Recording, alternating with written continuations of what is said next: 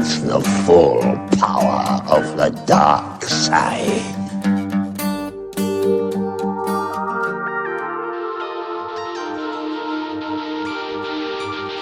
Good!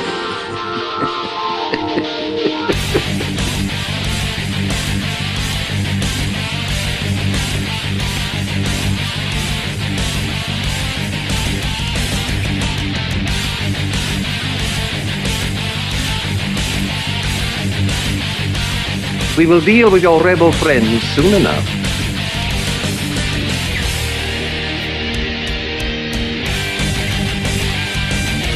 What the?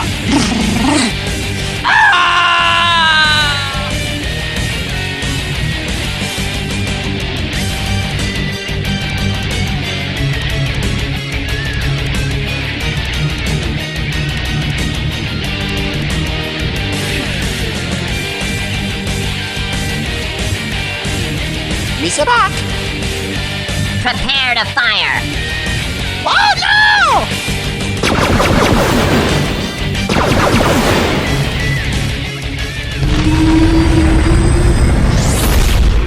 Hello and welcome back to Star Wars Beyond the Stars for episode number 13, recorded on Thursday, November 20th, 2014. I'm your host, Fred, aka Sith Lord Corv. And joining me tonight is my pal from Imperial Intelligence, Agent Olan. Hello, Fred. Hello, Twitch. Hello, YouTube. What's going on? Greetings, as always, from Imperial Intelligence. And that smuggler's here somewhere, too. I'm flying the ship. Hi, everyone. Why are you using ID-10T as a coffee holder? That's all he's good for. I don't think she appreciates side seat flying. Trink's over there eating the buttons off your uniform, Lou. Goopa noopa. Oh, no, not my dress uniform. Oh, you... Ha! So much for getting that commendation tomorrow. Ugh. Great. A month's pay that thing cost me. Oh, You know what we should do now, Lou? I'm afraid to ask. We should wish a very happy birthday to Isaac, Oh, who happens to be JJ's son. He's 5 now, apparently. Well, a very, very happy birthday to Isaac. That's almost twice as old as I'm going to allow Trink to be. Did you teach Treek how to say happy birthday? No, I don't teach her anything. She can be taught. You just have to punish her enough. Goopa noopa. Is that why she's over there eating her own boogers now? She learned that from you. You did teach her something. See, good job. My boogers are strawberry flavored because they're Twizzlers. Oh, you're awful. But yes, happy birthday to Isaac. Are you a Jedi like your father before you? If not, you can always be a smuggler. I got little tiny jackets from when I was a baby smuggler. You want a Twizzler, Lou? No thanks. Are you sure? Oh, I'm very sure. I have plenty. No, I'll pass. I like Jason Brown's reaction. He said on Twitter at one point that I ruined Twizzlers for him. Ruined Twizzlers for everyone. Yes. Join us next week as I move on and ruin Werther's originals. The sugar-free kind? No, sugar-free candy is devil's candy. Devil's candy. You can find out more about our show at StarWarsBeyond.com. We're available on iTunes, Stitcher Radio, and SWTORNetwork.com.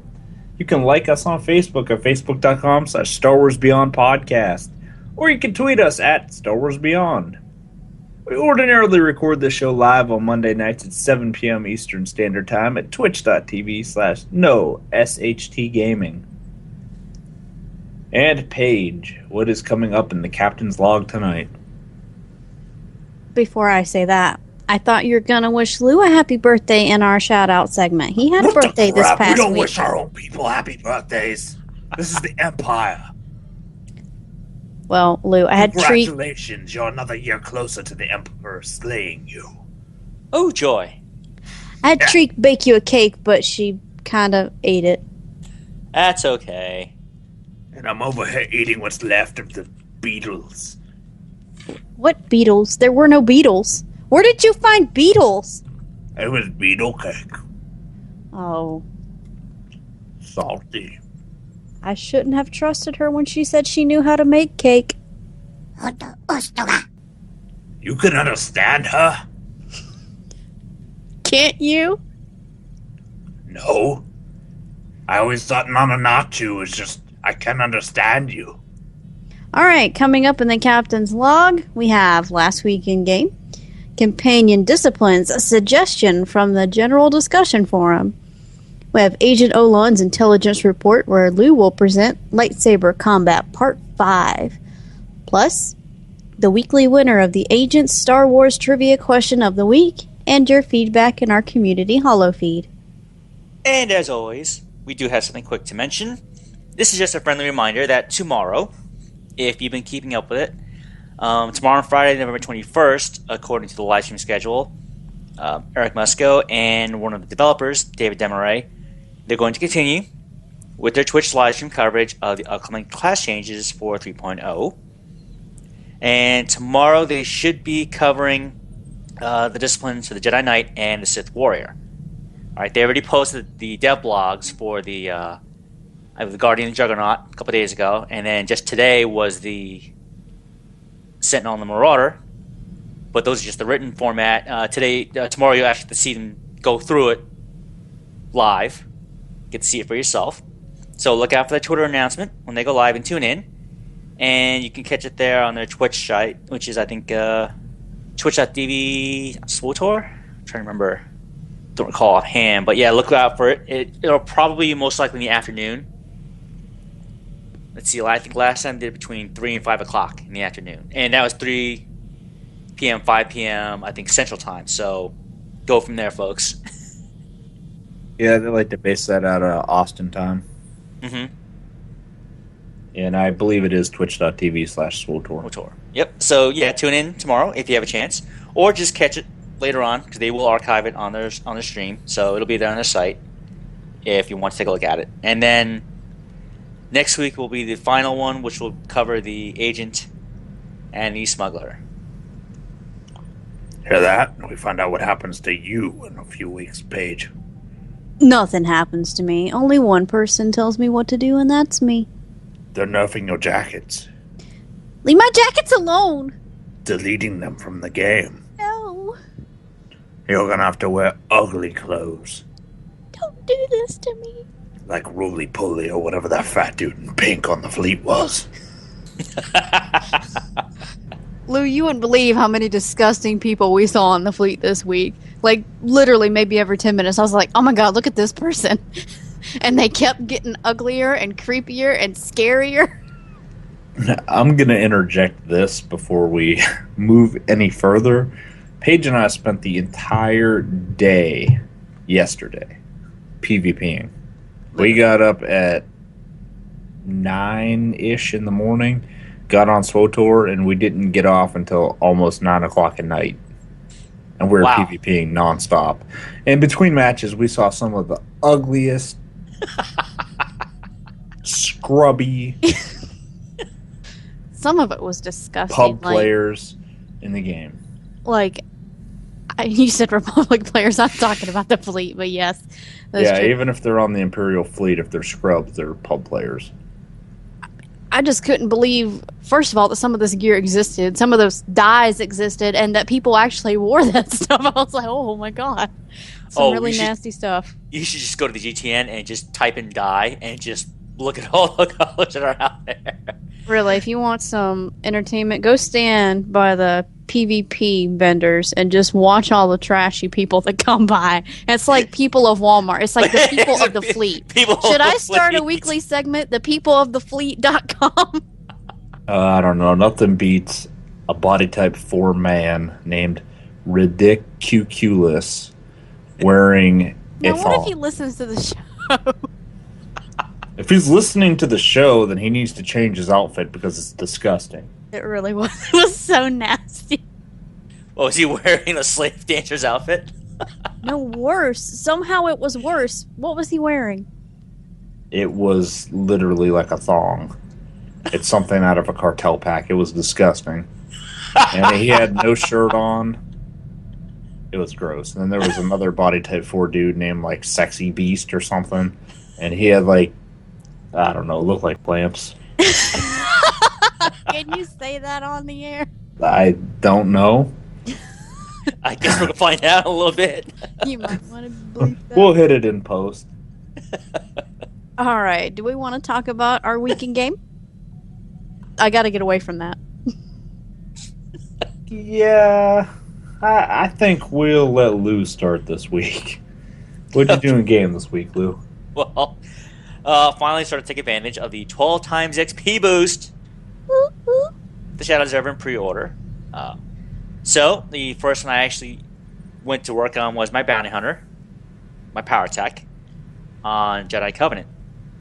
And just to give some backstory, alright, a lot of my characters that I created on Jedi Covenant, came from Julia originally, because that was my first server. But then Julia got transferred into Jedi Covenant when they did server merges. And when I had early access, the very first thing I did was I created every class I could, because I knew I was going to play all the classes to begin with, all the advanced classes. So I wanted to reserve the names to make sure I had those, because that's one thing I get attached to. Even though I don't RP, I do like having proper cool sounding names for my characters. So imagine me early access back in 2011, literally going down the list, creating characters, and just putting the name in, make sure I got the name in. So my Power Tech, even though I only started talking about her maybe a couple weeks ago, she's been around since the game launched, but I haven't touched her because I always focused on my Operative, Marauder, Sork, and my Sentinel, my Trooper, for all most of this time. So she's been around along with my Juggernaut, okay, and one of my snipers. They've been around since back then. So I'm glad I'm actually getting a chance to actually work with her. And with the XP boost, holy Christmas, I got her up to level 40 in a little over a day and a half. And that was me just taking breaks. Just I had to get up and walk and stretch my legs and not sit in front of my desk all day. I was focusing primarily on the class storyline, but here and there I did do some of the planet side quests, just for some quick cash. Because I realized, hitting level 20, or 22, and I've got almost no money, or little no money to help buy mods and stuff from the GTN, just to keep my character, I guess, keep her gear on par with the content that I was engaging in. So I was doing that, and man, I just couldn't believe it. Just how fast it just boosts these characters.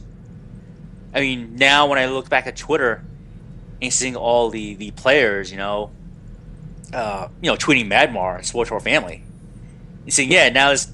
I think yesterday I saw one person tweet that he finally has one advanced class character. All of them. He's got all of them at 55 now. 16 level 55. Yeah, I've seen quite a few people saying that now. I think that the event is getting to the point now where people are about ready for it to end and they're ready to get into Shadow of Revan. Yeah, I'm going to hold on to it for a little while longer. I'm going to take advantage of it until it goes away because, I still have my Consular and my Smuggler to finish once I finish up the Bounty Hunter storyline. And, it's no secret that, for me, the Consular story is a little flat, so I'm going to definitely use that to my advantage and get past that storyline quickly. But I'll get into that later.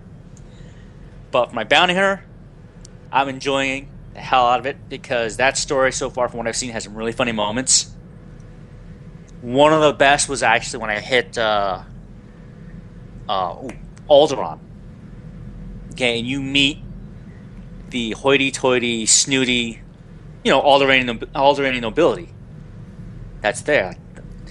And when I first got there, I was like, you know what? No wonder the Empire blows this planet up in 4,000 years. I would too.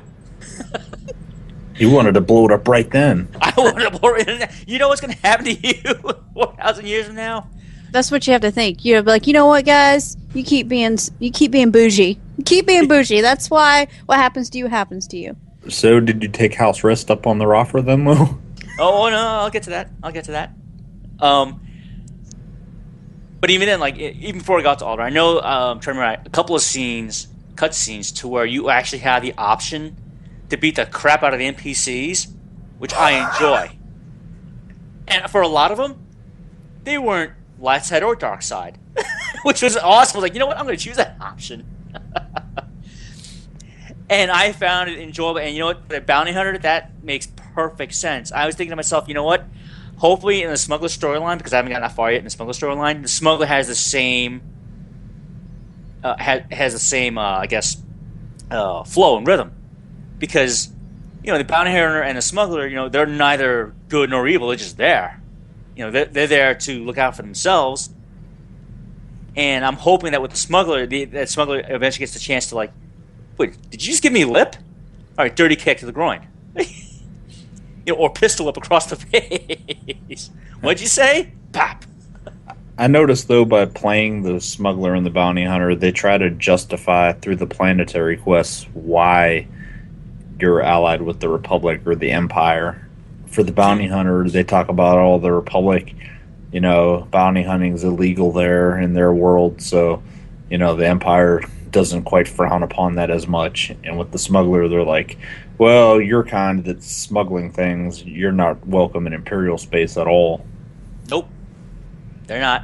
And it even carries over to the Galactic Empire. You know, Palpatine and the Imperial Navy, you know, don't like smugglers. Yeah, but if you're a good smuggler, they'd never know what you are. That's right. That's why they never caught Han Solo. Oh! But, I mean, back to the those scenes, though, that I enjoyed. I mean, the one scene I did enjoy in Alderaan was I think for 5 seconds or so, your bounty hunter character is just pummeling the crap out of an Alderaanian noble because he had enough of them. You see your character step up to him and just start pounding away and hitting him and beating him to the ground. And I was like, yes, take that, Blue Blood. And that's one thing I stood back and said, wow, that was really cool. The fact that fits my character. Well, that fits the bounty hunter. And again, you know, enjoying that morally questionable or illegal actions. You know, some of those were actually light side decisions for the bounty hunter. I was like, wow, I'll take that. That's cool. And as you're doing all this cool stuff, you just keep saying, -1 affection Mako, -5 affection Mako, -20 affection Mako. Well, it's all right. I'll do what Paige does and just shower her with gifts later on, make up for it. That's right. Forget about all the horrible things I do. Here's a plate of food. Yeah. Here's a nice, you know, Imperial memorabilia. Oh wait, you don't like this either. Oh well. Next gift. And I actually ended up sending the bounty hunter some money for my Sentinel and Operative, just so that, you know, I could keep her, my bounty hunter, and Mako on par with the content. I realized maybe by level, I guess 25 or 26, with like lower level greens from the teens, like wasn't cutting it. So since my bounty hunter is all adaptive or the orange gear, and I also did the same thing with Mako, I took advantage of that. I also bought her gear, adaptive gear as well, so it'd be easier for her to keep on par with the BH. So in the end, what I started doing was just, you know, every now and then just buying mods. Right, it really got to the point where it wasn't making a difference, or it, you know, I was really hurting because my equipment was lacking. Just ripped out the old mods, you know, put in new ones.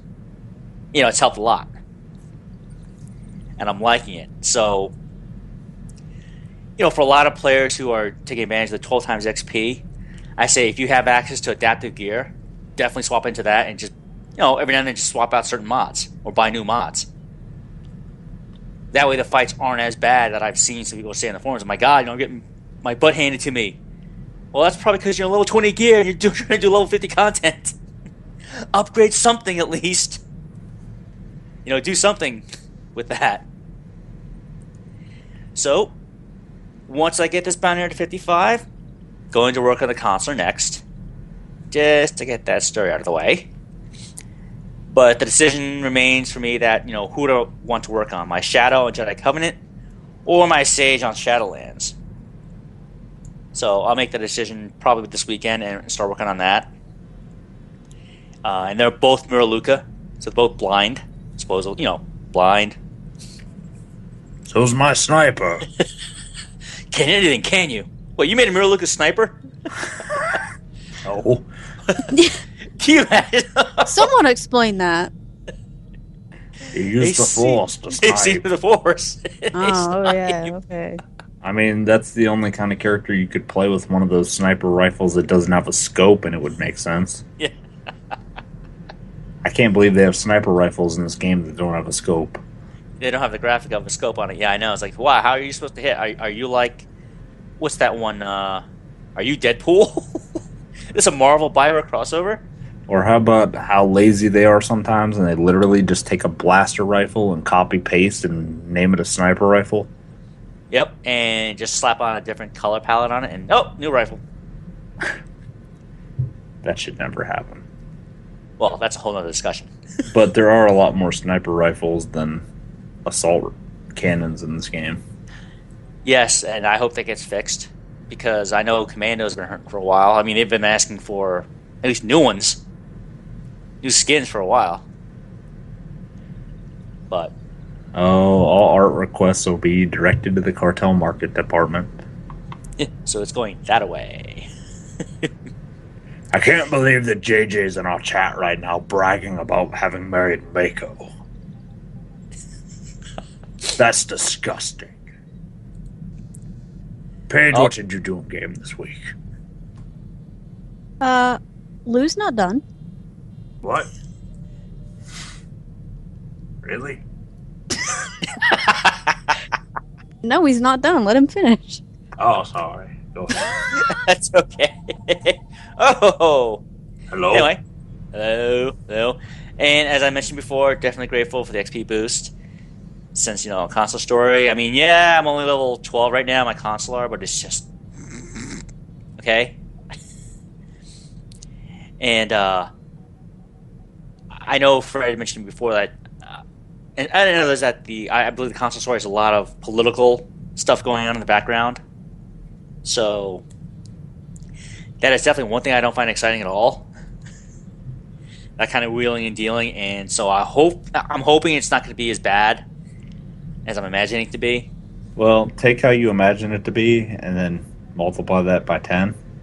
Okay. See, and this is why the Jedi Order dies several thousand years from now from Palpatine because of that. Anyway, that's a whole other issue on its own, too. What did you think of the last chapter of the Trooper story? Could have been a bit better. Okay, well, the consular story is about 1/3 the quality of that. Wow. Okay. Maybe being generous. Just picture that they ran out of quality writers, so they let Bob the janitor write the last chapter of the consular story. All right, you console fans, and all hate mail to johnsuper@gmail.com. He loves it. But like I said, with the XP boost, going back to my Lobi Gunslinger, and I actually got up to level 21 just a little while ago before the show started tonight. Actually, well, initially before Fred Page contacted me, literally maybe an hour and a half ago, 2 hours ago, I was on tour and getting my Gunslinger up 21. I shot her up from 10 to 21. And I just can't believe it. It's like, this is great. Too bad I want to 15 minutes. Yeah, too bad I want to enjoy the storyline. So I'm like, damn it, I'm kind of regretting it. He was like, no, wait. Oh well. Too late. I started. I'll just finish it. Yeah, I know. I can't spacebar either. Even if it's a class I've leveled up before. Well, especially on my agents. I mean, for my next point, on Shadowlands, I started another agent character. Okay. And yeah, she's going to go operative like my main on Jedi Covenant. And I got her up to 12 right before she left Hutta. I think it took me less than an hour, maybe an hour, 10 minutes. And I was shocked. Like, damn. Probably would have been longer because I did spacebar some conversations. Some, but, since I love the agent, storyline, I always tend to listen to the entire thing play out. So, and then this brings me to the next advanced class I'm going to create will be the Mercenary, Bounty Hunter Mercenary, and this one's going to be on Shadowlands. Since I already have my Power Tech on JC, I figure, you know what?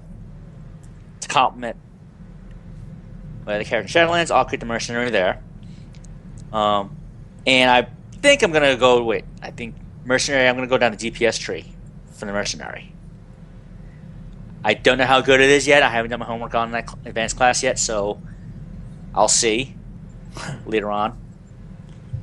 Oh, you laughed. Why? Is that bad? Well, I'm just laughing because you're talking about doing homework on it, but it's all going to change in less than 2 weeks. Yeah, that's true. I'm going to have to start all over again from zero, so to speak, with the class. And with the Mercenary, though, I mean, have you looked at the new Zerka weapons that are on the cartel market? Oh, yeah. I looked at them. It was weird. They put 2 of them out 1 week, and then you had to wait till the next week for the other 2 to come. Yeah, I mean, when I looked at the cartel market, because I was actually looking up stuff for the Stronghold, then I realized, wait, more Zerka weapons. I thought that was it. It's like, wow, where did these come from? And I'm looking at the Zerka blaster pistol, and it looks like little miniguns on there, and I'm thinking, you know what? I'm going to get those just for giggles. I'll get that and put that in the Mercenary. Yeah, see, for me, those Zerka weapons, they're too busy. Too much going on with them. Well, the spinning barrel type thingies just doesn't do it. No, maybe that'd be cool to give to HK. Yeah, that sniper rifle. Yep, with that Zerka customization from CZ198. Mm-hmm.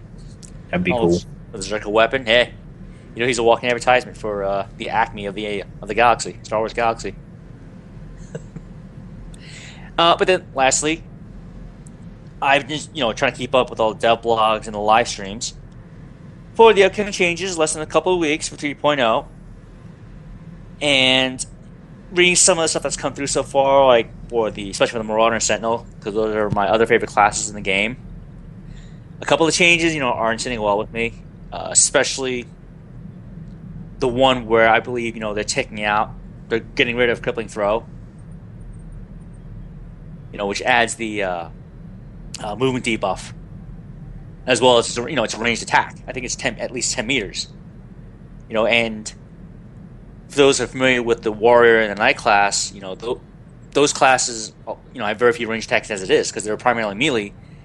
So you're pretty much taking, at least for me, that's a useful tool or a useful skill to have some sort of ranged ability. Since all the other classes in the game are ranged, what have we got? The smuggler. Mercenary, the gunslinger, the scoundrel or the gunslinger can hit you from range. Same thing. The trooper, commando, or the vanguard can hit you from ranged.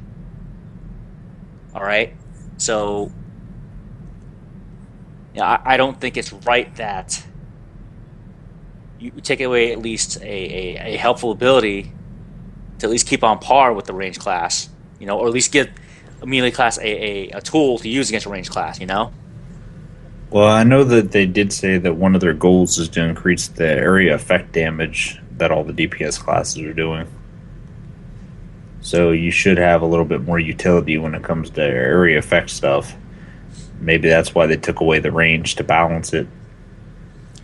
Yeah, but see, here's the thing, though. I mean, with regards to at least Crippling Throw, that just leaves, I guess, the Marauder and Sentinel, you just give them the Saber Throw, the double Saber Throw. That's it. As a ranged attack. And all it does is straight up damage. Yeah, but that is a pretty badass ability.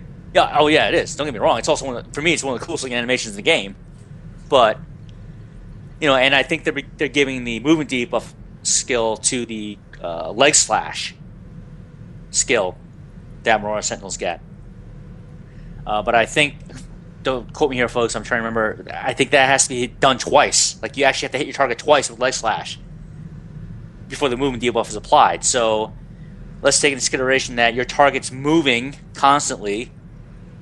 Okay, you have to hit your target twice in order for the movement debuff to affect. It's like, no, it should be the first time I hit him. And it's it. Kicks in. It's like, why did I hit him twice? You know, so that's something I hope they look into, you know, maybe not go, or just before it goes live. But again, you know, we'll see. And next week, I believe, is the last of the event of the classes, which would be the operative, or the agent, and the smugglers.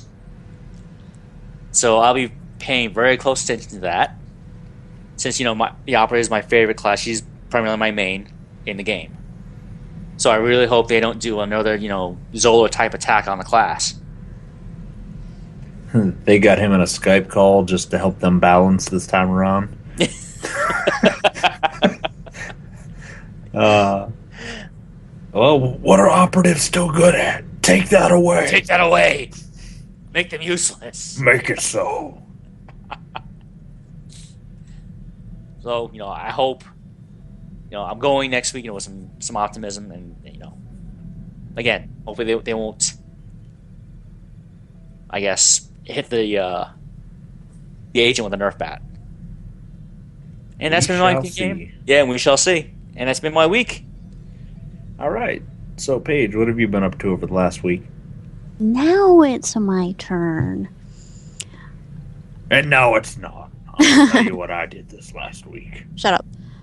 So Fred, Lou, and I did Forged Alliances Part 3. This time we wised up and pugged a fourth person. So there weren't any wipes. The entire flashpoint went smoothly, and we wrapped up the story, turned in the quest. That was that. So good riddance to Miss Transparent Eyebrows and all her ugly friends. Ugh. At least until the expansion drops. Ugh. I split my time between two tasks, both involving Fred's sniper. I had my assassin main kind of speed up the leveling process for him even more by running him through his story, just because the whole gear situation and not wanting to bother with some low-level stuff that was going to be irrelevant in about 2 hours.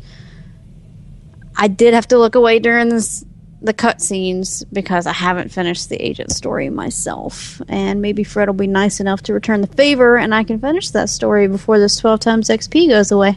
Hint, hint, hint. I don't think he got it. Anyway. The rest of the time, Fred and I PvP'd. First I took my Marauder with his sniper, but I wasn't having much luck. She's gimp geared and I'm really not that into my Marauder that much. Then I decided to whip out my healing operative, and booyah, we started kicking so much Republic butt. And I'm such a freaking beast on that character. And I'm waiting on the part where someone mutters, either one of you guys or a listener, wait until the expansion and you get nerfed. And you know what I have to say to that? Bring it. Because you know how many years I've played characters that have supposedly been nerfed into the ground. That has supposedly been nerfed into the ground, and I still somehow managed to bring it to the table. I don't want to hear that. I have always and will continue to find a way to continue to play the classes I love and contribute nicely to whatever objective I'm going for. Suck that Shaduki, you negative Nancys. Anyway. Fred and I played so many war zones that it's hard to remember little details about all of them. They all became a blur. We'll say we did have a lot of fun, and in some cases we had the same teammates consistently, and it became a thing. Like, oh, look, such and such is here again. I won't go as far as to say we became friends with these folks, but there's a mutual respect there. I may have given them a nice salute. But for the times... I decidedly began hating several more people. Yeah, I was going to go into that part now. For the times we didn't have fun, it was truly because people have no idea what they're doing in war zones. And I could go on for forever about how people are somehow completely useless in these war zones, but I won't do that. The only thing I'll say is, if there's an objective that you need to attack or defend, go for that. Nothing else. I guarantee you'll have people to fight along the way. It's not always about, oh, there's that one guy way over there, not near anything. Let me go kill him. That's what they want. One time we got grouped up with this guy that was like kind of slow or something. He just kept saying hi, and then anytime someone would call out for help, he'd go running in that general direction and die. We did have a guy. Okay, now hold on. We're both on agents. I'm an operative, he's a sniper, and we both happen to have our Cypher agent title on. Not title. What am I trying to say? Yeah, title was the right word. Okay. So we both have Cypher agent, our name. And there's this guy that was there. He's like, hey, Cypher. Hey, Cypher. If you need help, call out for it. I'm like, who is he talking to? Me? Or him? Do you think that's one of our names? So it's just like, I was like, yeah, okay, buddy. And then he walks away. He stops. He walks like maybe 15 feet. You see his character stop, and I'm like, what is he doing? And he types out this paragraph about, like, hey, Cypher, if anybody comes over, make sure you yell out, and I'll come help you, okay? I was just like, all right, buddy. We got you. So, I mean, I don't even know what to do with people like that. But having a bad experience happened about as much as we had a good team. Neither of us became one of those people that started to whine and chat, because, oh my God, do I hate that. People be like, this is why we always lose, or, oh, this is going to be a loss before the game has even really begun. Also, don't tell me what to do in war zones. First, I run this. Second, I know what I'm doing. And third, if you have time to pay attention and then type out what I need to be doing, you're not doing what you're supposed to be doing. So shut your hole. I would always love when you see somebody standing in the middle of the area and some people are just beating the crap out of them and they're not doing anything, and then a few seconds later you'll see a giant message they were typing come up in chat. This is why we lose. I really, like, I don't know what I was doing. I was somewhere, though. I knew what I was doing. I was doing my thing. And they were like, where were we? We were in Alderaan. Snow. We were at Snow. And someone told me I didn't need to be over there because I was a stealther. Don't tell me what to do. So many times during that battleground, they tried to Zerg Snow, and me and Fred just took them out. And had I not been there, or had he not been there, that wouldn't have worked out. So shut up. And all in all, I really can't wait to PvP again. And I had so much fun with it that I did really, really dream about it last night. And I think that might be a little weird, but I really did dream about PvP.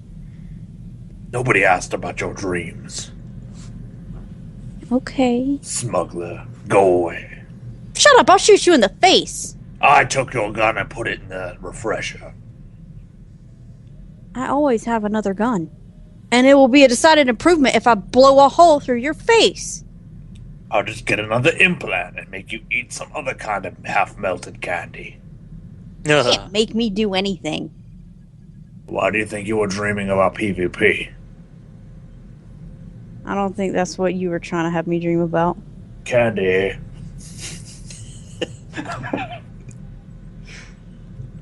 So I've been doing all sorts of things this week.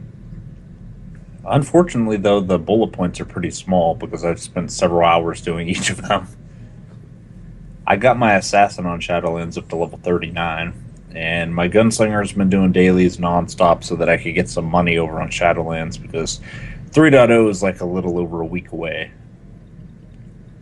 And I actually did go back to Jedi Covenant this week, as Paige was saying. I worked on my sniper, who was level 25 for like a year and a half. And finally sounds familiar. Finally got him to level 50 so far.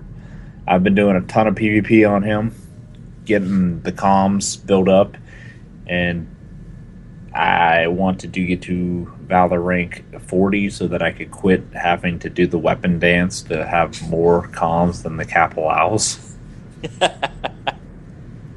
It bothers me having all those weapons in my inventory with the 2-hour timer and having to keep selling back and rebuying them.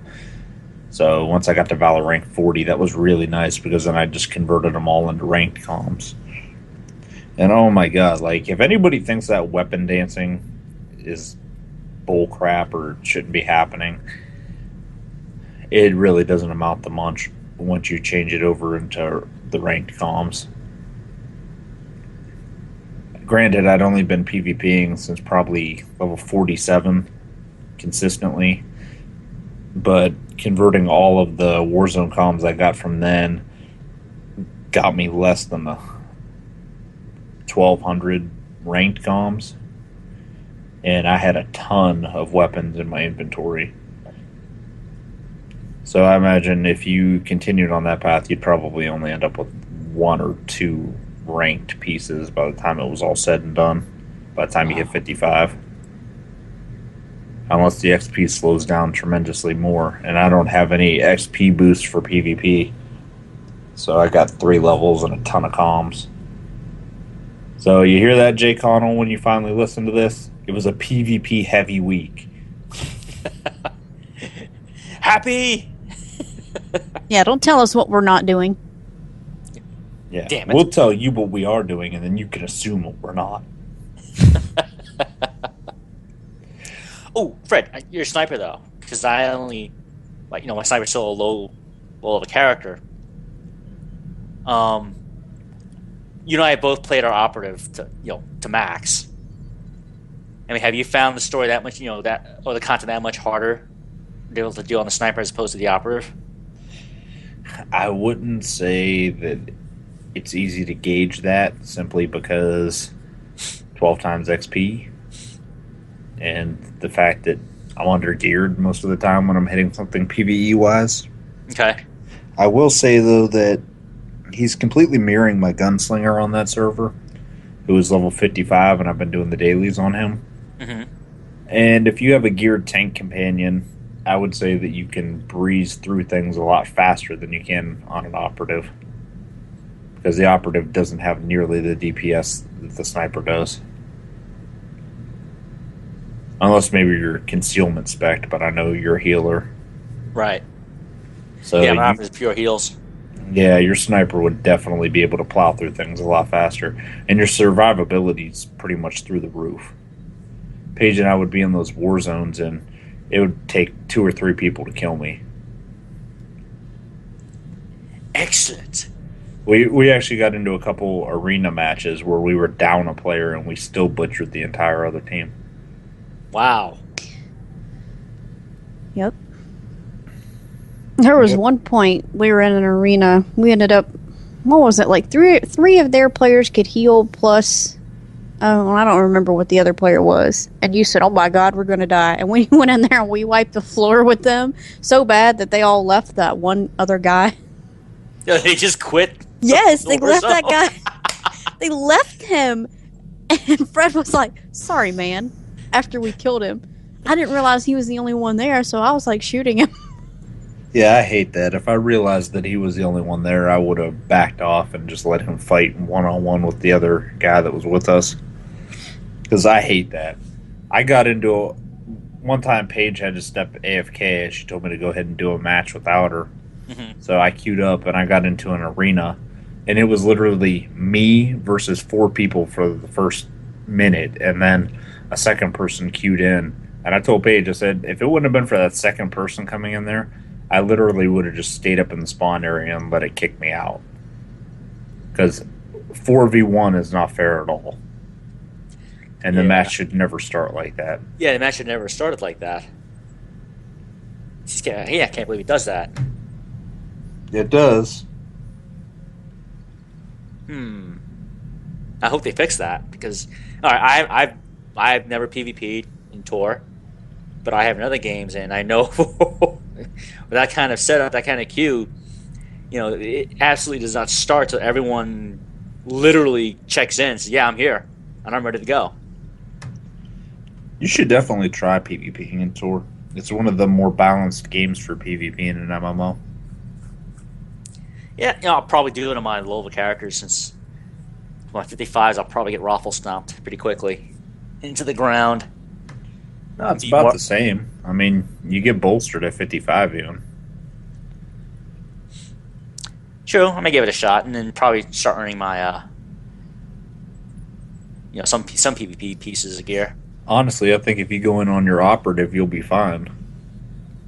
And PvP would be kind of the thing to do right now, because Warzone and ranked comms are the only 2 that aren't being converted into basic. Yeah, so they stay the same, which is pretty nice. Yeah. But are the characters level, Fred? Other characters. I have a consular. So Smuggler. just wait until the expansion hits and then do PvP on your operative because she won't be max level at that point. You won't be in the end bracket. Yeah, this is true. It will be grouped in with all the level 30s to 59s. And then you can go in there and destroy level 30s. And watch the chaos ensue. Or get killed by level 30s. Yeah, or get killed by level 30s. And then never talk about PvPing that week. Or feel the full effect of a force smash in my face. And wow, so that's what a 4K crit feels like. Oh my. Alright, Liz, so what do we have for our discussion topic this week? Well, this week we're going to talk about companion disciplines.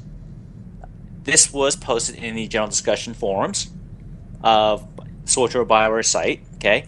And it's by the player, their name is the Sup Koopa.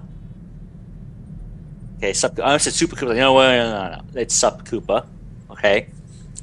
And generally, this player is asking this. This is the premise of his thread, or her thread. Add the upcoming discipline system in 3.0 to our companions as well for additional customization of their skill sets. Okay. Now we have a link in the notes to the actual thread that's on the forums, but that's the idea. This player is saying since every class is getting changed, we're getting the discipline system. Okay, instead of the skill tree system we were familiar with now, why don't we add that to our companions as well? To give them more, I guess, to make them more well-rounded, or give them more flexibility. Give the player more flexibility with the companion skill sets or skills that are there, that are available. Okay. And here, I put down some thoughts, comments, and suggestions. One of them being difficulty in implementation. Okay, that was a concern that's brought up in this thread. Okay, how hard would it be for BioWare if they took this suggestion to heart? How could they do it? Would they even do it? How would it be in terms of programming? Would it be a logistical nightmare to get this coded and in the game? How long would it take the programmers to do it? If they could even do it without borking other things in the game as well. Okay, that's a major concern that people have. As far as implementing it, the way you're talking about those kits before, it doesn't seem like implementing it would be too hard because it was there to begin with. Mm-hmm. So I don't think that would be difficult at all. They just have to change things up a little bit, kind of backtrack a little bit and put that back where it went. If it's something that was in the game before, I'm surprised that they never broke the game after a patch and put the slot back in for that. Oops. Right. Where'd that come from? What's that? You don't know. Exactly. And for those of you who may not be familiar with it, what Paige just mentioned before, along with Fred, the kit, okay, during beta, many years ago, all right, and this is also a discussion point brought up in this original thread too, that some players brought up because they remember, because they beta tested as well, was that in the beta, companions originally had a kit, all right, and that was their skill set, meaning it could either be a healing skill set, DPS skill set, or a tank skill set that you literally transfer from one companion to the next. Meaning, all right, if you wanted to make, for example, if you want to make Kira a healer, boom, you put that skill, you drop that skill set on her, just like the skin customizations that the companions have, and bam, Kira now has a healing skill set. She is Doc. Okay, she has Doc's skill set, and you could give Doc, another skill set. All right, so hopefully I haven't lost anyone, but that's exactly what they had in the game originally. Well, in beta originally, was that along with the skin customizations, companions had this ability as well. So you could transfer skill sets from one companion to the next, meaning you could actually choose not to use Quinn as your healer if you're a Marauder. You could actually make Vet your healer if you want, if you liked Vet better. Or heck, you can make Broodmark your healer. Okay? Or Pierce your healer if you wanted him to be. Because you could literally take that healing kit and dump it on that character, and boom, Pierce now has all the healing powers. Yeah, I don't even think they need to do all that, but I think what they could do is companions have two stances they can be in ordinarily. Like the healer companions specifically I'm thinking of, they can either tank or heal. I mean, not tank, but I'm thinking of Treek there. But they can DPS or heal. Right. But they're not really good at either. I mean, they can heal a little bit, but if you're really getting beat on by mobs your own level, you're going to die. And their DPS is atrocious. So I think that they need to add more skills to the companions, kind of like they do with Treek, where if she's in tanking stance, some of her heal abilities don't work. If she's in her tanking, well, I just said that one, but if she's in her healing stance, some of her tanking abilities don't work. And they need to do that with the other companions. If you have Doc out and he's in healing stance, he needs to only heal. He doesn't need to be trying to DPS.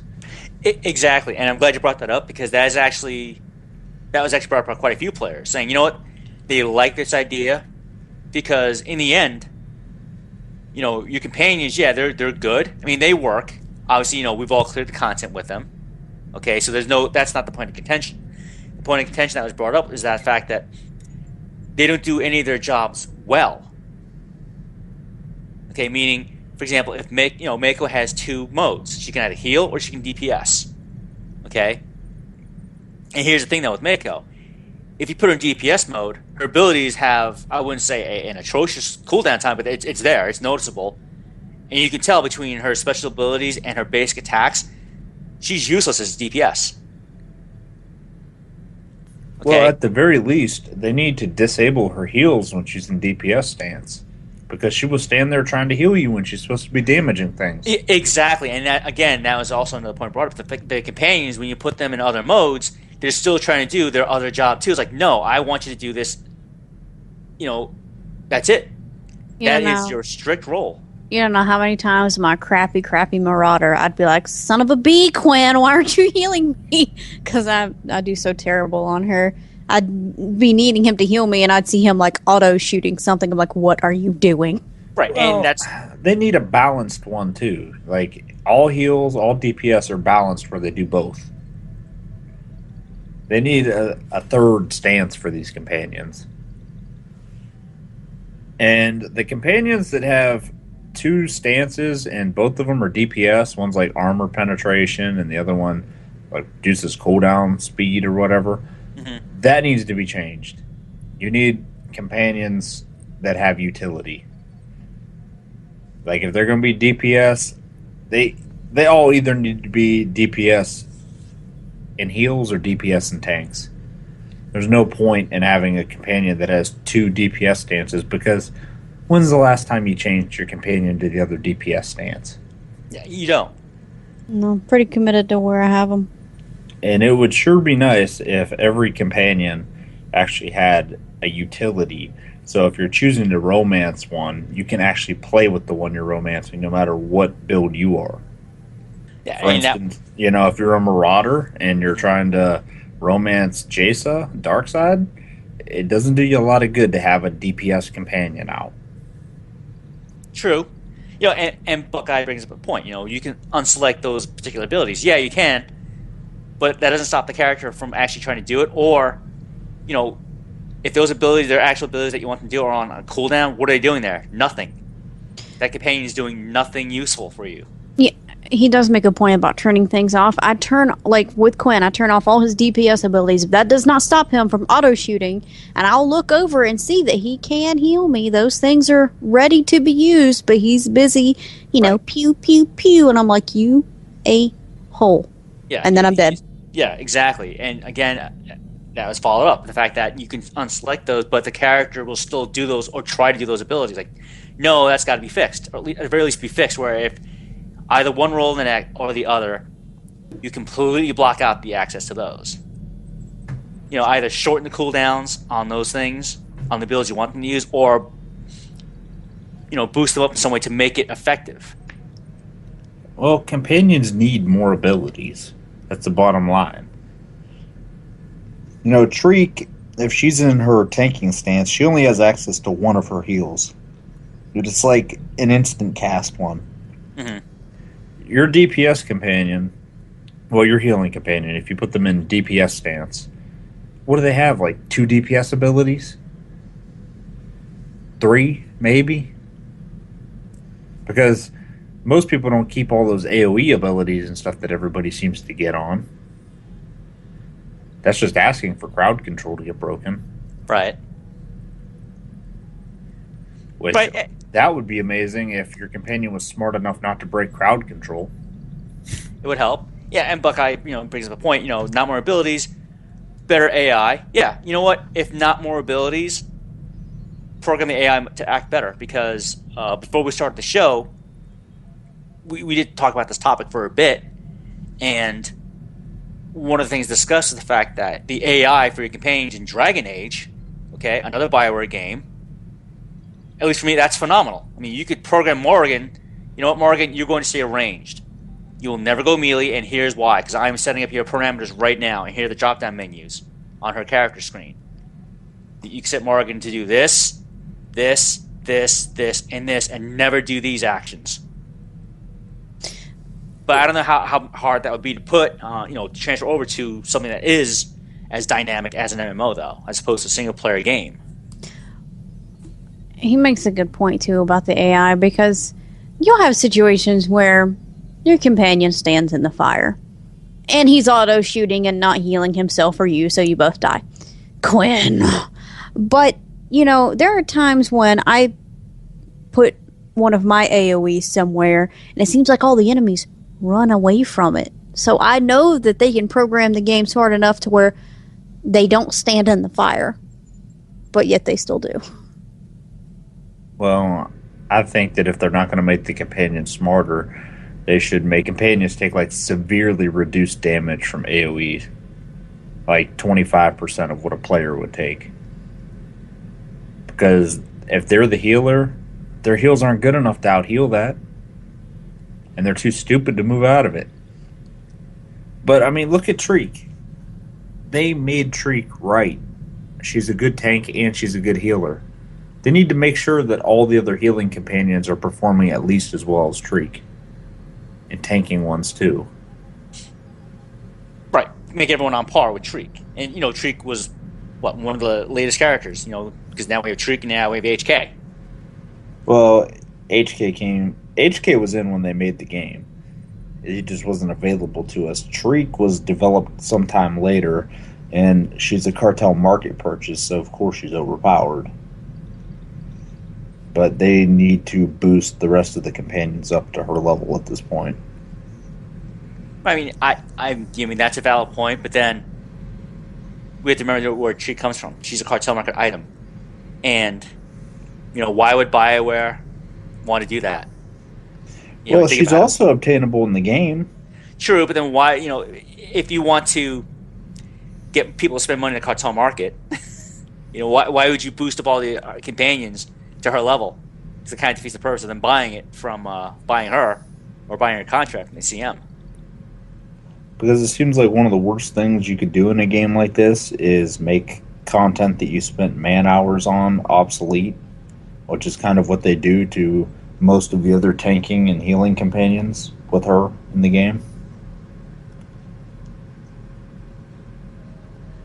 I feel like she does both roles well, but I can't say the same about any of the other ones. If just continuing to use Quinn as an example, I don't feel like he's a good DPS. If I put him in that stance, I feel like he'd be even more useless to me. Heck, when I'm playing Nosh, Kaizen Fess is bad at tanking and DPS. Yeah, I don't care for Kaizen. I don't feel like he does anything well.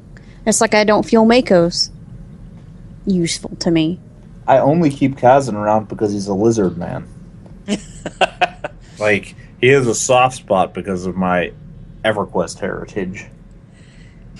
So, Kaizen, since he's the SWTOR Slee stack, you keep him around. He's the SWTOR Ixcar.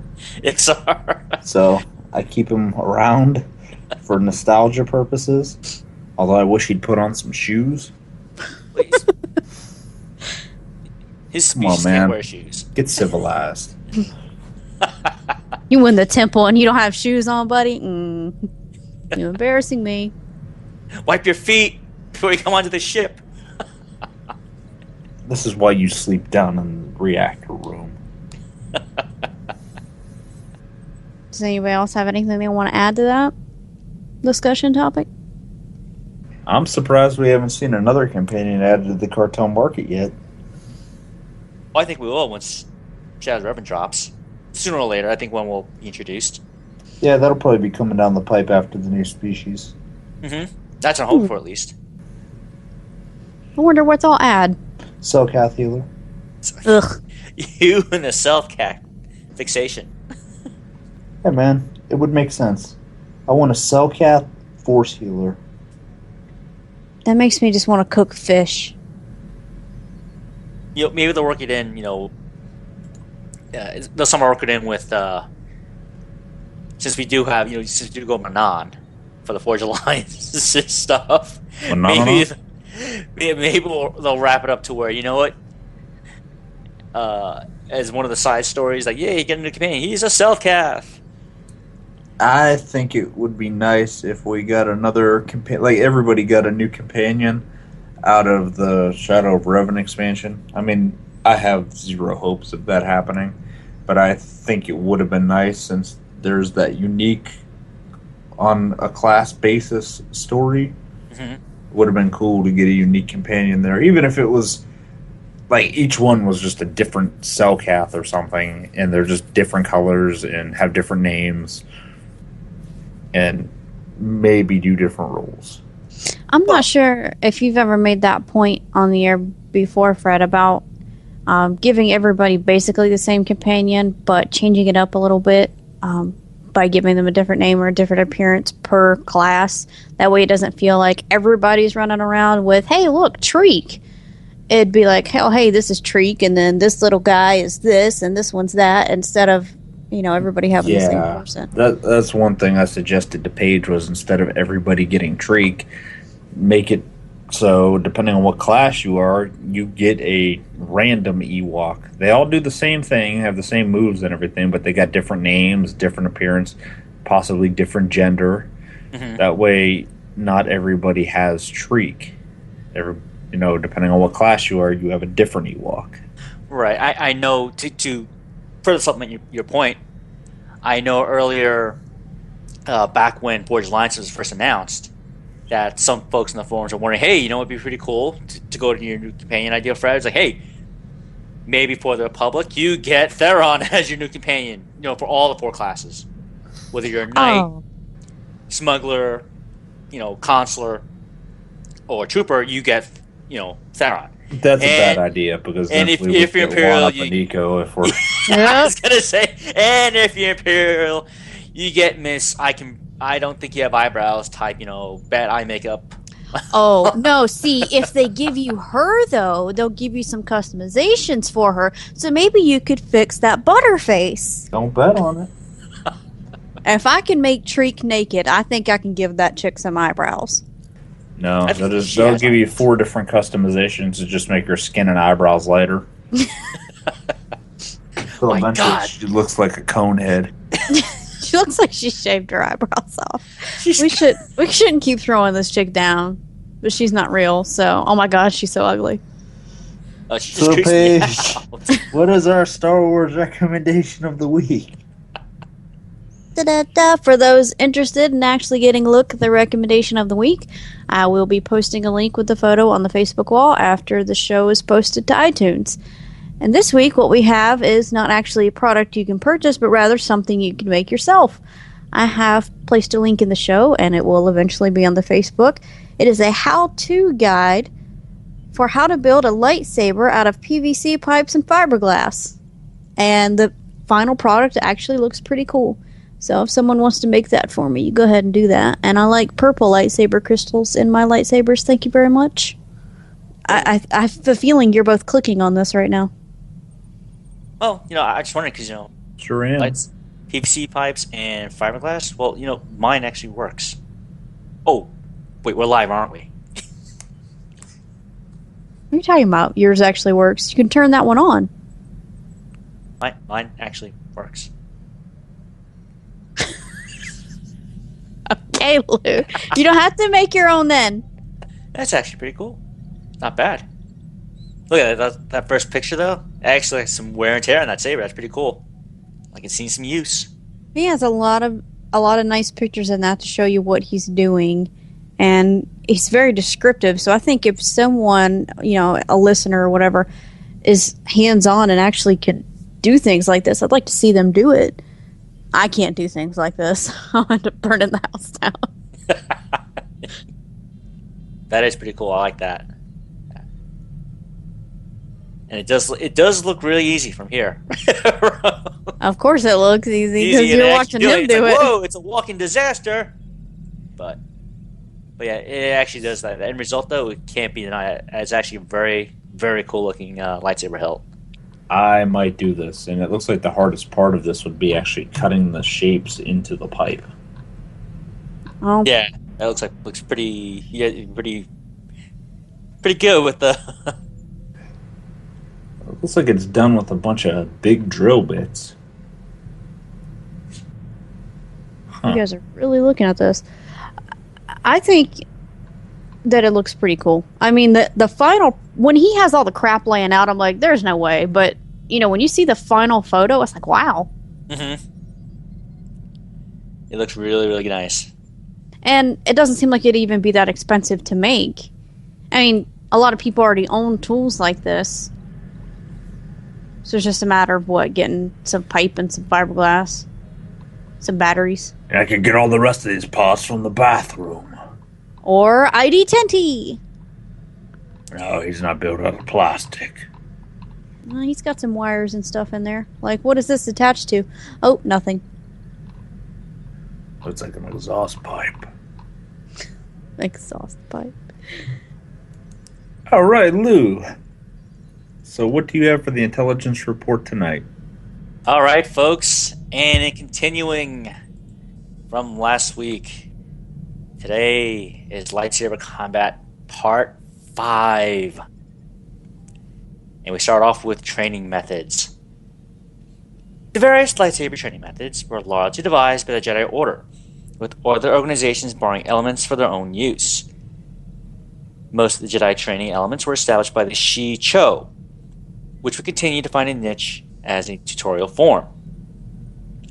In order to teach students to draw upon the Force rather than rely on their senses, early level Shi-Cho blast deflect training was conducted with a blindfold, forcing the initiate to rely upon his instincts. Later training was conducted through the use of sequences and velocities, which I'll explain later. The continuous repetition making the moves instinctive reflexes. These training regimens were carried over to all following lightsaber combat forms, which used similar methods. So what are sequences? Sequences were a precisely choreographed series of attacks and parries that flowed together smoothly, and were used during combat. Each form of lightsaber combat had its own sequences, and there were hundreds of different sequences which could be applied to various combat situations.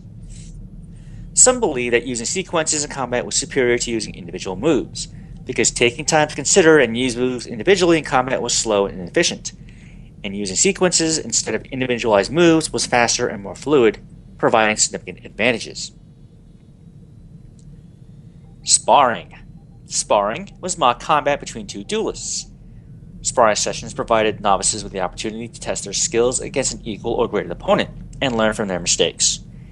Many fully trained duelists would take to frequent sparring sessions with contemporaries to ensure that their skills didn't atrophy, sometimes opting for training droids in the absence of live sparring partners. While most sparring matches were relatively free-form, there were certain styles of matches governed by a strict set of rules.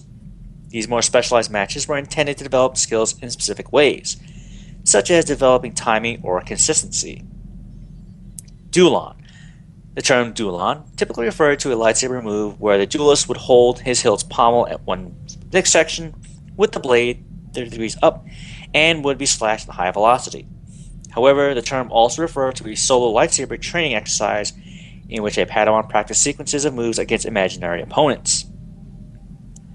Velocities. Velocities involve two students practicing sequences of attacks and parries against each other, repeating the same patterns over and over while constantly increasing the speed of the movements until one opponent got hit or decided to yield by saying Sola. Twin Suns. In this form of practice, two Jedi would use the Force to rise and land like two suns crossing the sky. It required a great mastery in lightsaber combat, a high attunement with the Force, and precise timing. This technique required 2 Jedi to stand at the opposite ends of an open area. Then the combatants would start running at each other and make a force jump toward the opponent. While in the air, the Jedi would activate their lightsabers, and when crossed beside midair, they would strike at one another, trying to harmlessly cut a piece of opponent's clothing, and then deactivate the lightsaber before landing on the ground. Phalos Cadences. Phalos Cadences were a series of lightsaber training techniques developed by the famed Jedi Master Warren Phalo. In each of Warren Phalo's cadences, the primary practice is to stand in a circle of candles with ball bearings atop them, and attempt to strike the ball bearings without hitting the candles. As the duelist proceeds through each of the cadences, the number of candles will be incrementally increased until the 5th, where the duelist will have achieved such a state of mastery that the candles aren't necessary, as the duelist will simply know when he has performed the sequence correctly. Trial of Skill. The Trial of Skill was one of the oldest trials and battery of tests preferred by the Order. While the test did consist of numerous displays of lightsaber technique, the main thing that the Battlemaster looked for when judging a potential knight was their ability to avoid distraction through self-discipline. Before its formalization, the trial was made up of acrobatic feats, while using the Force to levitate objects in the midst of storms. As the test was incorporated into the more standard academy testing, the High Council required that each participant face off against some form of adversary, though the individual or individuals they face varied in species or allegiance, and can be made of flesh and blood or a clever simulacrum created from archived data. In some cases, Padawans were forced to compete with the Battlemaster in a duel, or even the Grand Master, and outlast their attacks. Other students might face many opponents, some of them attacking with a lightsaber, others manipulating perception or altering the environment in the chamber.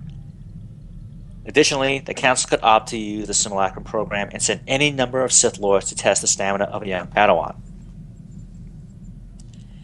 Now we move on to individual fighting forms. Or in a quote by C-3PO, according to the archives, there are several styles of lightsaber combat, known as forms, each developed to overcome the prevalent threats of their age. And so, we move on to the 7 forms of the Jedi Order. First one, in a quote by Sin Dralig, Form 1, also called Shi-Cho, requires little explanation, as every Jedi youngling learns the basics of attack, parry, body-target zones, and practice drills called velocities. So, Shi-Cho. As the most ancient style of lightsaber combat, Shi-Cho was developed during the transition period from swords to lightsabers. Lightsabers were wielded in a manner similar to swords, so many of the maneuvers, such as attacks or parries, remained unchanged, as the key principles of the old sword fighting methods continued to be incorporated. The simplicity and persistent methods of the form led it to being dubbed the Way of the Sarlacc, and the Determination form. Shi-Cho swordplay was simplistic and raw. In hands of a master, the blade work is described as like watching water flow over the falls. However, less adept practitioners displayed much more basic and somewhat clumsy performance. In combat, Form 1 encouraged deliberate tactics, calling for continuous step-by-step advancement while cutting off the opponent's angles. Shi-Cho was specialized towards engaging multiple opponents, the wide sweeping motions being ideally suited towards attacking numerous adversaries. However, Form 1 was not as useful against single opponents, as such enemies had complete mobility and could find a weakness in Shi-Cho's comparatively clumsy blade work. Shi-Cho fostered an emotionally heated mindset, which resulted in a considerable temptation to execute combat with lethal intent, requiring great restraint to exercise the form without going too far. Despite the pull to kill, the style was designed for the purpose of disarming without seriously injuring. As the most simplistic form, Shi-Cho was the first form taught to initiates within the Jedi Order. Form 1 training provided the basic knowledge of the sword fighting principles and blast deflection skill that was required for practice of all the other forms. In order to teach students to draw upon the Force rather than rely on their senses, early level Shi-Cho blast deflect training was conducted with a blindfold, forcing the initiate to rely upon his instincts. Okay, and as I mentioned before, later training was conducted through the use of sequences and velocities the continuous repetition making the moves instinctive reflexes. These training regimens were carried over to all following lightsaber combat forms, which used similar methods. Shicho philosophy emphasized victory without injury, and as such, the Sun Gem mark of contact was traditionally employed by Form 1 practitioners. Keeping with the use of Sun Gem, one of the attacks utilized by Form 1 practitioners was referred to as the disarming slash, consisting of a strike directed at the opponent's weapon in an attempt to rip it out of their grasp. Form 2, Makashi. Form 2, also called Makashi, represents the ultimate refinement of lightsaber to lightsaber combat, and that's a quote from Sindralic on Form 2. Makashi was the most dueling-centric of the 7 forms, developed during an era where engagements with Darksiders and Rogue Jedi became an almost routine activity. Form 2's primary purpose was to serve as a counter to the first form, Shicho. Makashi relied on precision swordplay to counter the sweeping movements demonstrated by Shicho, and a heavy focus on protecting one's weapon to avoid being disarmed, the primary goal of Form 1. Form 2 emphasized fluid motion and anticipation of a weapon being swung at its target, and so required very fluid movements of both the blade and the body. Timing, accuracy, and skill, rather than strength, were relied upon to defeat one's opponent. With a skilled practitioner, the results were deadly. Makashi users were often elegant, precise, calm, confident to the point of arrogance. Form 2 users were supremely confident in their chances for victory, and often looked so relaxed when they were fighting they even appeared to be dancing. Makashi duelists also trained themselves to avoid enslavement to form. As such, enslavement opened the practitioner to be defeated by predictability and the unforeseen.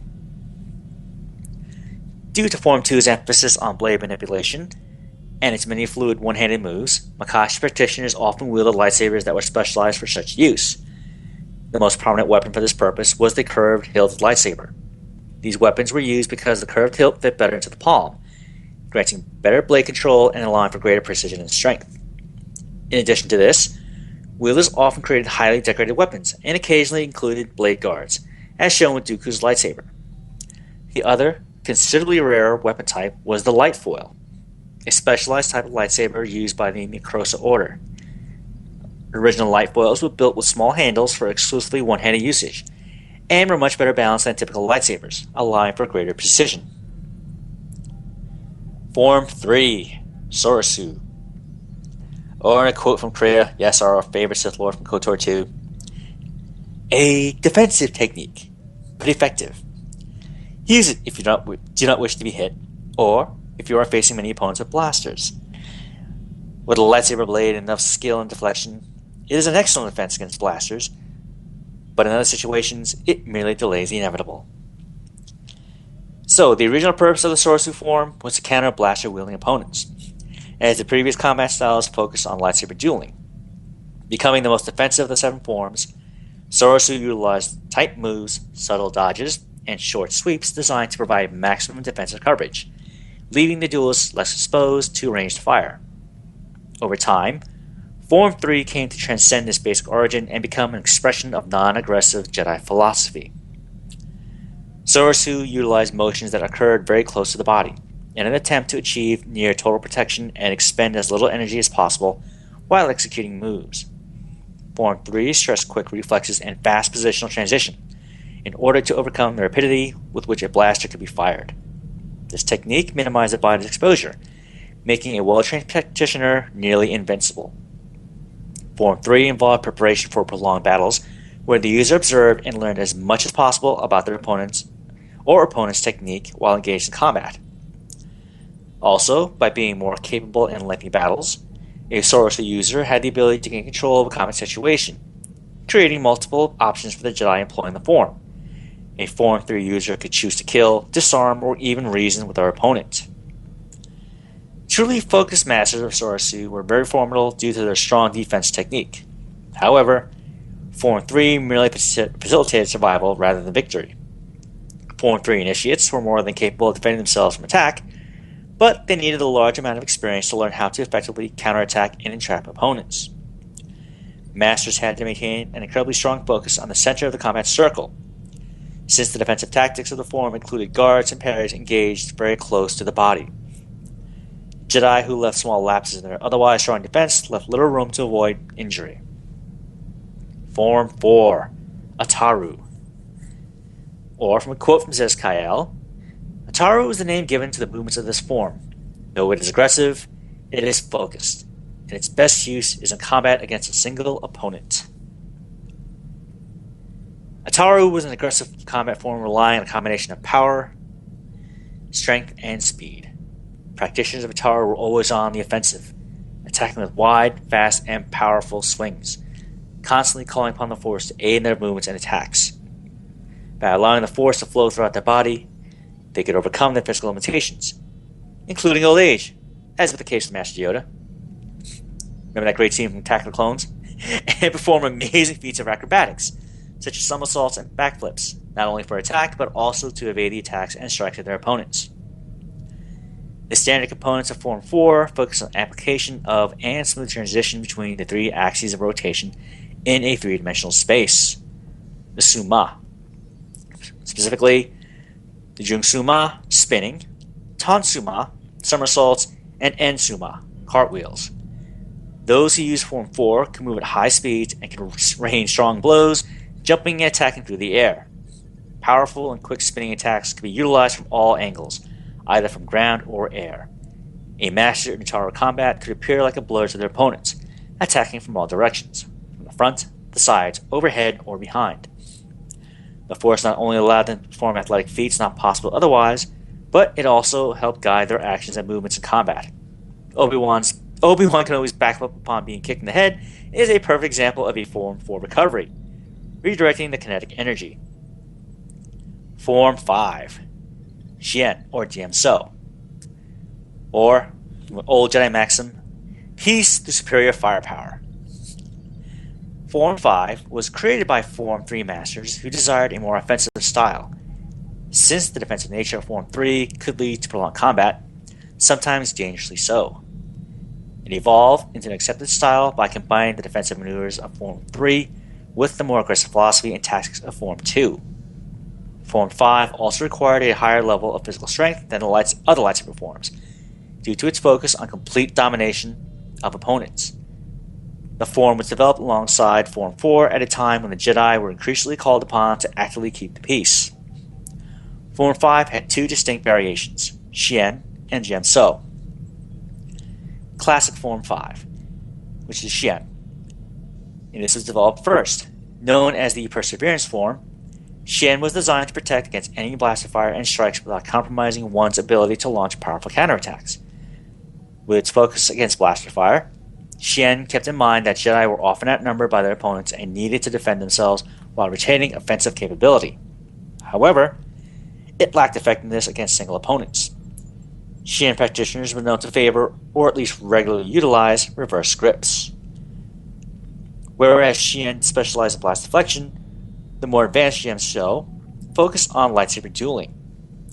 Utilizing a combination of blocks and parries, a Jian-So user maintained a proper foundation in terms of defense against both ranged and melee attacks. But rather than counter only when necessary, as per Sorosui training regimens, Jian-So actively pressed the offense. Jian-So placed a heavy focus on brute strength, utilizing wide, powerful strikes and parries. Power attacks from Jian-So user could even knock an opponent back just through sheer kinetic force, throwing them off balance and leaving them vulnerable to further brute force strikes and power blows that sought not just to penetrate an opponent's defense, but drive them back and leave them unable to counter. Form 6, Neiman. Or another quote from Sandralik, is Form 6 the most worthy of study? No, but in general it is the most practical. Neiman, the dual blade style developed by the royal Maketeros of the Kashi Mer, was named the dual triumvirate of the Kashi deities. This style was adopted by the Legions of Leto, a group of Darksiders responsible for the first great schism of the Jedi Order. After the defeat of the Legion at the hands of the Jedi, Neiman was adopted by the Jedi Order, eventually being refined into the sixth form of lightsaber combat, referred to by the same name. Form 6 attempted to balance all elements of lightsaber combat, combining the techniques from forms that came before into a less intensely demanding combat style. In practice, Form 6 was a combination of older forms, Forms 1, 3, 4, and 5, and all of them in moderation. In the blending, much of the individuality was lost, but the strengths were spread evenly, and there was little weakness in it. Due to its jack-of-all-trades nature, the success of this form was largely dependent on the practitioner's intuition, improvisation, and creativity in combat, rather than the rote responses derived from other forms. This broad generalization made Form 6 well-suited for diplomats, as they could spend their time training in the areas of politics and negotiation instead of combat training. Consular. Form 7, Juyo. Or a quote from Fred's favorite green species: 6 there were for generations of Jedi. The 7th is not well known. Powerful form it is, deadliest of all, but dangerous it is for its master as well as its opponent. Few have studied, one student alone to mastery has risen. From Yoda. Juyo was described as the most vicious form of lightsaber combat, and was said to be filled with both fury and malignant grace. The form came to be known as the most difficult and demanding in all of saber combat. Skilled combatants with Juyo were said by Jedi Master Rook Lamar to be able to eviscerate a lone enemy. According to the Sith Lord Darth Traya, the form was both chaotic and erratic, with a heavy focus on offense. Jedi Battlemaster Sandralig listed bold, direct motions as characteristics of Juyo, qualifying them as more open and kinetic than Form 5, but with a less elaborate appearance than Ataru.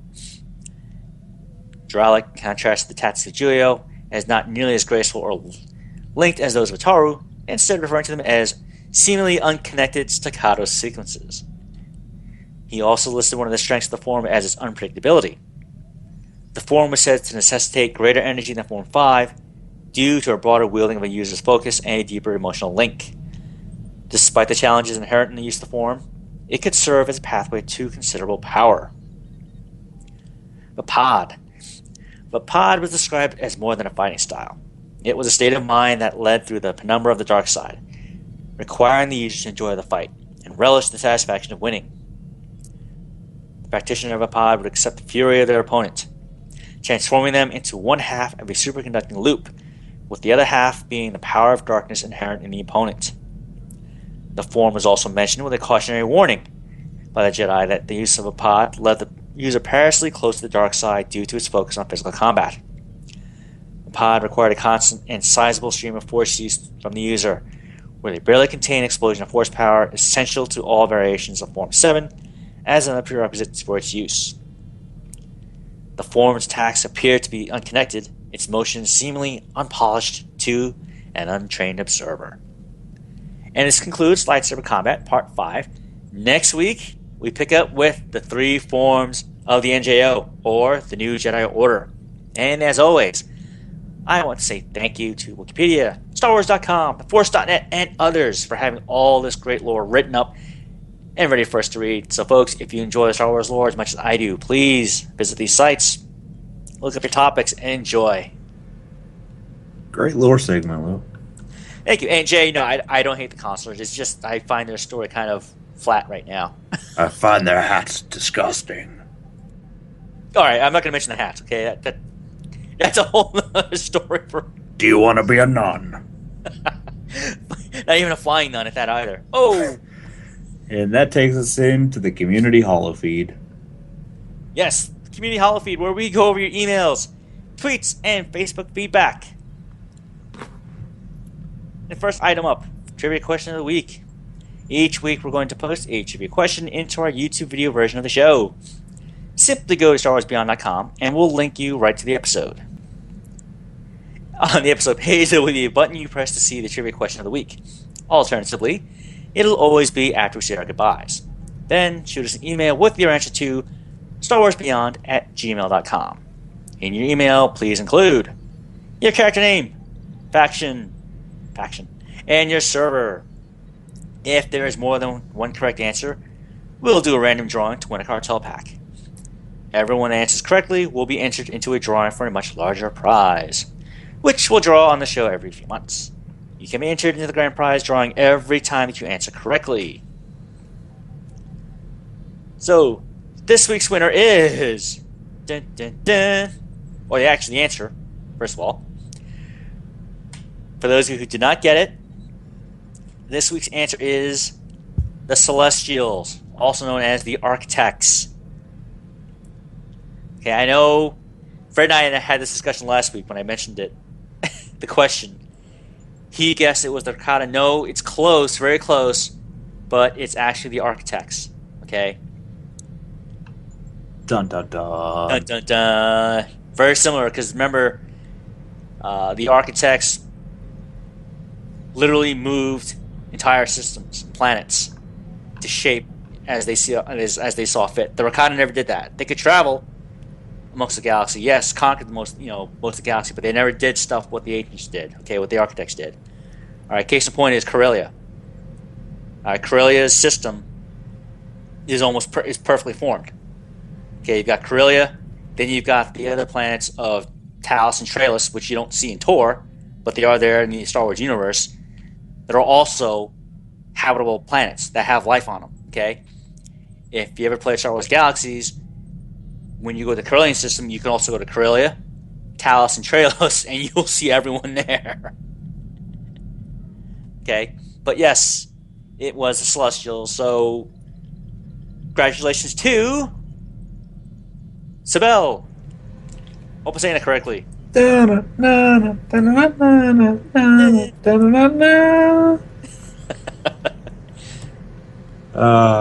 Congratulations, Isabel. And Paige, we got an email this week. We sure did. This week our email is from JJ. And he says, "Hello team, it's JJ. The Force Awakens is our next Star Wars movie name. This excites me due to the fact I've started reading the Star Wars novels, starting from the beginning, Into the Void, The Old Republic, and Darth Bane. Some in between, like Shatterpoint, Dark Rendezvous, Labyrinth of Evil, and finally, my favorite, Darth Plagueis. So in the books you experience the Force like never before, with impossible leaps and fights, also the spiritual aspects of it, massive mental bombs. Into the Void has Force punches. Darth Plagueis introduces the possible speed that is available, going so fast people can't see you. Also, the best movie book was Episode 3, Revenge of the Sith, where Kenobi's fight versus Grievous was epic. He describes it in first person as the Force literally commanding his whole fight as he just walks in its way. So my point is this. The old movies depicted the Force as an old religion with a Force choke and the capability to deflect blaster bolts with a lightsaber. The prequel shows the amazing sword fighting with some cool Force moves by Maul, Dooku, Yoda, and Palpatine.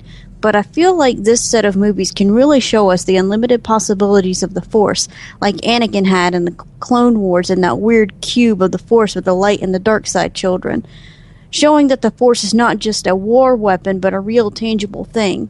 The Clone Wars brought in some really interesting things about the Force as well, but honestly, the SWTOR short movies they gave us shows me the best example of what I was thinking the Force was all about, with Malgus fighting and Satele throwing the rocks. But the books offer more. I hope they use the new technology we have to show us inhuman possibilities. Show us... What? I hope they... Sorry, buddy, I'm trying to read your email here. What is this sentence? I hope they use... show us... Oh, inhuman. Yeah, inhuman. It's supposed to be one word, and he added us two. I'm like, inhuman. Alright, I'm gonna say that sentence again. Inhuman is one word, not two. More human than human. Sorry, thought it was Rob Zombie there for a second. Sorry, JJ, I know you're in the chat room. Alright, I'm gonna pick up. I hope they use the new technology we have to show us the inhuman possibilities the Force has. Do you agree, or did the old movies depict the Force perfectly? Is the new name of the movie going to bring this kind of approach about the actual Force, or do you think the new movie name will mean something else? Side note, the greatest Force user who was supposed to balance the Force happened to be a slave his whole life, born into it, held back by Jedi old ways than serving a Sith Lord. Was he ever really free? Love your show, and I was excited to hear the new Star Wars movie name. It went along with my thinking, and I've been listening to the audiobooks for a while now. It was cool to have it all come together. I freaked out when I heard the name of the movie. Most importantly, what era is your role-playing set and that you each do? Because Shaduki is not set in the Old Republic time frame. That phrase is part of the new Jedi Order. Can I take this? Please. Can I take this? By all means. I'm going to tell you something, JJ.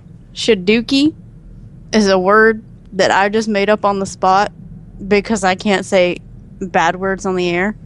So to prevent myself from using profane language, I had to make up something to replace the S word, and Shaduki is what happened to come out. And they laughed, and it has been here ever since.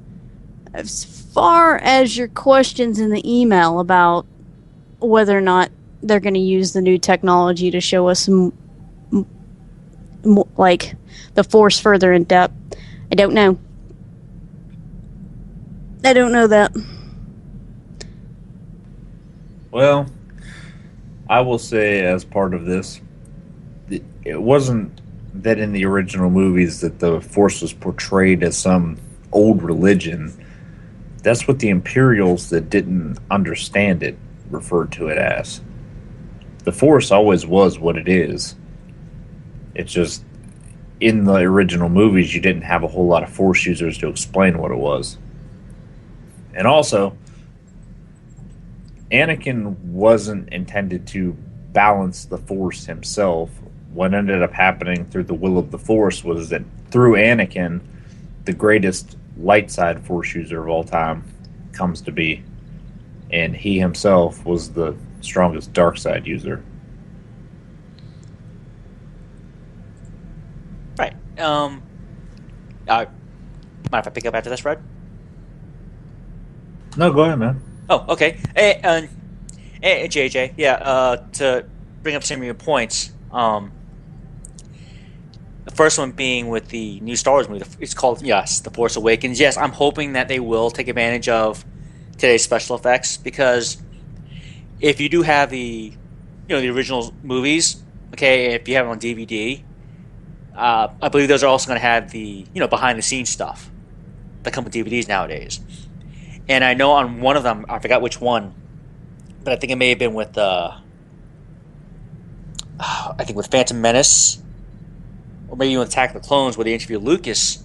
And one of the points that Lucas brought up was that he couldn't do a lot of things with episodes 4, 5, and 6 because he was limited by the technology of his day, especially when he did Star Wars, okay, in 77. All right, a lot of the stuff that he and his crew did, he literally had to create right then and there. He created Industrial Light and Magic because he found that the special effects studios of the day in Hollywood weren't up to the task. So he literally had associates build that company from scratch or at least try and do what they did in Star Wars: A New Hope. Okay, and he tried. As we see, he pushed it in every movie since then. Empire Strikes Back. What happens? We get the awesome stop motion cinematography that is an awesome, battle on Hoth. Okay? And then what do we see again in Return of the Jedi? All right, the first time you get to see massive amounts of ships fighting over the second Death Star. Okay, not only the fleets, but the individual fighters going after one another. Okay, that's something he couldn't do in 4, but he can do now in 6. How many years later? So yeah, I'm hoping that they will find a way to, showcase more of, a resurgence of what the Jedi can do. Once Luke brings the Jedi back, or what Luke can do. Since I don't really know the premise of the story. I mean, yes, we all know the original characters are back in one form or another. Okay, so we'll see with that. And what's the other point you brought in there? Oh, the Clone Wars, the series. Whether it was the current animated series, well, now canceled animated series, but then the original shorts they had on Cartoon Network, way back when, the 5-minute shorts. Okay, yeah, those are some great, little short stories to tell or to push the story of Star Wars. let's see. I think I remember that one episode of Clone Wars with Anakin and with the younglings, because I think in Clone Wars, the animated series, the latest series, okay, when he has Ahsoka, I think that's the first time that Lucas ever showcased, or Lucas ever showcased how they actually use the holocrons, okay? I know, Fred, I know you've been watching the Clone Wars, all right, but there's going to come, I think, in season 2 or 3, to where Anakin actually has a holocron, and for the way for the Jedi to open the holocron is that they have to set the holocron down, meditate in front of it, and the actual holocron opens. It unfolds into several different pieces to a certain pattern. Okay, it's no longer a cube, but it unfolds and becomes a totally different shape, and then the actual projections come up. And I think it's only a trained Force user, supposedly, if I remember our lore correctly, only a Jedi can unlock holocrons. Meaning, a Padawan won't be able to. Like Ahsoka won't be able to use a holocron unless it wanted her to. But for the most part, holocron is going to be accessed by a Jedi. I don't know, man. Nayland Rala. I don't think we're gonna have any shortage of them taking advantage of today's technology and using computer animation on a lot of the stuff. I mean, that's what a lot of movies are now, especially movies with high action, which I expect this to have.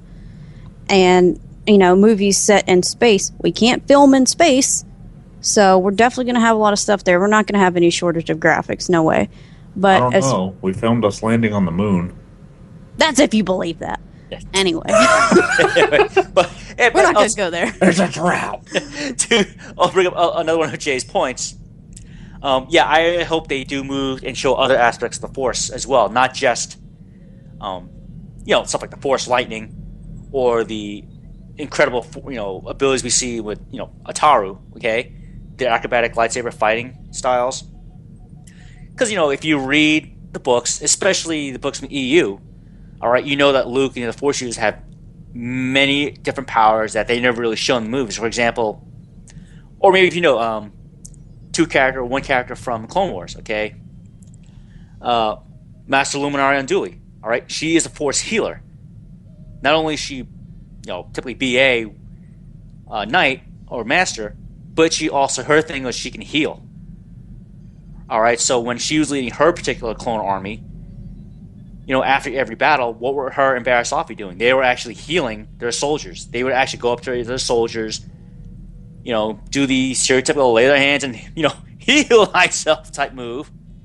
And after several minutes, their soldier would be healed.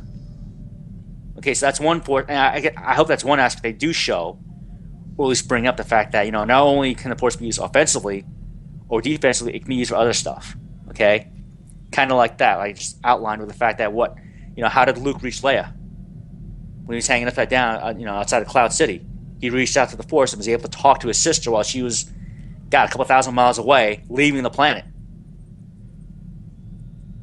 Well, to recap, JJ, very briefly here, it wasn't that they intended for the Force to come across lamer back then. It was that the technology wasn't there to do the things that they wanted to do to make it as cool as it is today. Mm-hmm. If George Lucas was making episodes 4, 5, and 6 today, they would have been way different movies, even if they had the same cast. And with that, Lou, what's going on in our SWTOR community? Okay, in your SWTOR community, check out these up-to-date podcast episodes.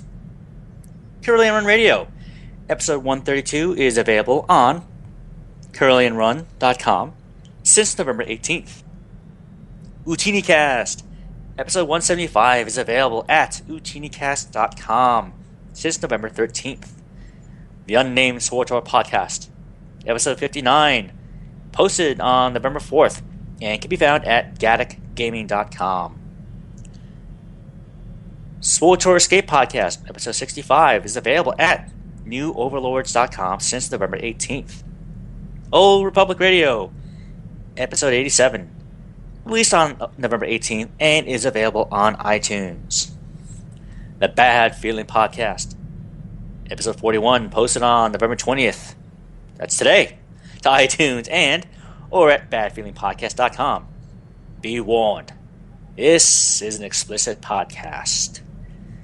Also, follow Madmar at SWOTOR Family for the latest happenings in the SWOTOR community. And if you'd like to have your podcast listed on the segment, send us an email at StarWarsBeyond@gmail.com. And quickly, I'm going to run down the ways you can get a hold of us one more time. You can find out more about our show at StarWarsBeyond.com. You can like us on Facebook at Facebook.com/StarWarsBeyondPodcast. You can send us an email to StarWarsBeyond@gmail.com. You can tweet us. The show is at StarWarsBeyond. I am at Sith Lord Corv. Lou is at GamerGuy11B. And Paige is at Asaphiry. ASAPHIRY. And now it's time for our final thoughts. My final thought? I always hate this part because I can never think Shaduki! Yeah, Shaduki! I can't wait to PvP again and beat the Shaduki out of so many republics. Well, can't wait for tomorrow. I'm going to definitely be interested in seeing the dev live stream with Eric Musco and David Demaray going over the Jedi Knight and Sith Warrior changes live, seeing what the tree looks like, discipline system looks like for those two classes. Can't wait for it. And I can't wait for Sunday so that I can play SWOTOR from 9 a.m. till 9 p.m. again. Beyond the Stars is an independently recorded fan podcast made in association with NSG Productions. And now it's time to say goodnight. Good night, everybody. Good night, everyone. Thank you for joining us. See you all again next time. Good night, everybody. We'll see you all next week.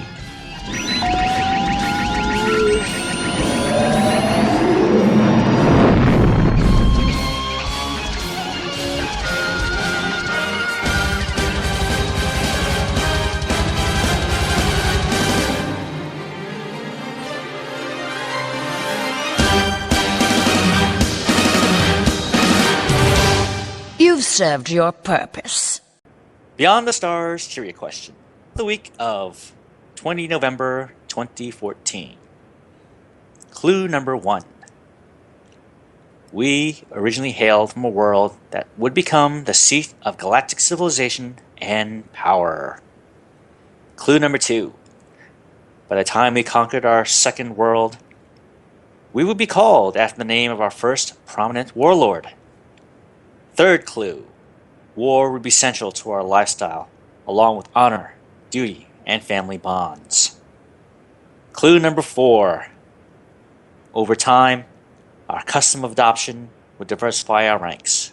Anyone could join us if they chose to follow our ideals. Clue number 5. At times, fighting against the galaxy, sometimes fighting with it, our skills were always in demand. Our trade never went out of business. Who am I? Alright, everyone. Please send your answer to StarWarsBeyond@gmail.com. Please include your character name, server, and the faction you play on. Good luck, all.